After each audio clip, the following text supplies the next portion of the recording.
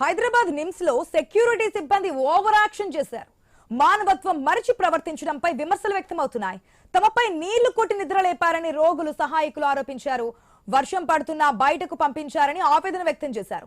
Security సిబ్బందిపై చర్యలు తీసుకోవాలని బాధితులు డిమాండ్ చేశారు.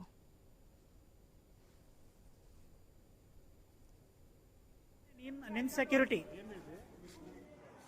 ఏం వర్షం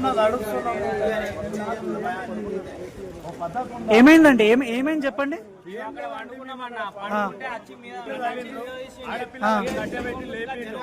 వచ్చి నీళ్లు కొట్టాడు మా మీద. మీడియా కూడా దేని నిమ్స్ సెక్యూరిటీ మనం చూస్తున్నాం గత 2 రోజుల నుంచి హైదరాబాద్ లో కూడా వర్షాలు కురుస్తున్నాయి. సాధారణంగా మనం రోడ్ల మీద వెళ్తున్నప్పుడే వర్షం పడుతున్నప్పుడు ఎవరైనా సహాయం చేస్తూ ఉంటారు, రండి అని చెప్పి కాస్త షెల్టర్ ఇవ్వడానికి ప్రయత్నిస్తుంటారు. అట్లాంటిది నిమ్స్ హాస్పిటల్లో పడుకున్న వారిని నీళ్లు కొట్టి అక్కడి నుంచి లేపి ఆడపిల్లలను కూడా అక్కడ ఉన్నటువంటి కర్రతో తట్టి లేపి అక్కడి నుంచి వెళ్ళిపోండి అని చెప్పి చేసినటువంటి సిచ్యువేషన్. అక్కడ ఉన్నటువంటి వారంతా ఆవేదన వ్యక్తం చేస్తున్నారు. వారి మీద చర్యలు తీసుకోవాలని డిమాండ్ చేస్తున్నారు. అప్డేట్స్ తెలుసుకుందాం పూర్తిగా మా ప్రతినిధి ప్రవీణ్ ద్వారా. రైట్ ప్రవీణ్, అసలు ఏం జరిగింది? నిమ్స్ సెక్యూరిటీ ఏం చెప్తున్నారు దీనికి సంబంధించి?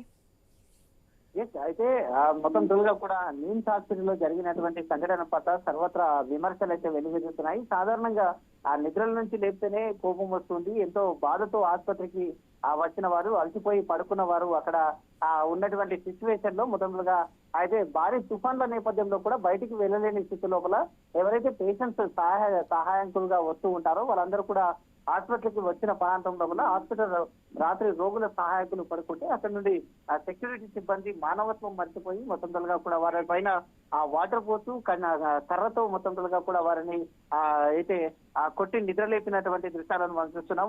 ఓవైపు వర్షం పడుతుంటే నిద్రలోకి లేపి బయటకు పంపించడంతో పాటు అయితే తీవ్ర అసహనం వ్యక్తం చేస్తున్నారు. హాస్పిటల్ యాజమాన్యం సెక్యూరిటీ పైన చర్యలు తీసుకోవాలంటూ కూడా డిమాండ్ చేస్తున్న నేపథ్యంలో అది ఈ అంశానికి సంబంధించి మొత్తంగా కూడా ఆసుపత్రి వర్గాలు ఇంకా స్పందించవలసి ఉంది. కాబట్టి హాస్పిటల్కు ఇప్పటికే అక్కడ ఉన్నటువంటి ఆ రోగుల అయితే సహాయకులు ఎవరైతే ఉంటారో వాళ్ళు తీవ్ర అసహనాన్ని కూడా వ్యక్తం చేస్తున్నారు. Right Praveen, thanks for the update.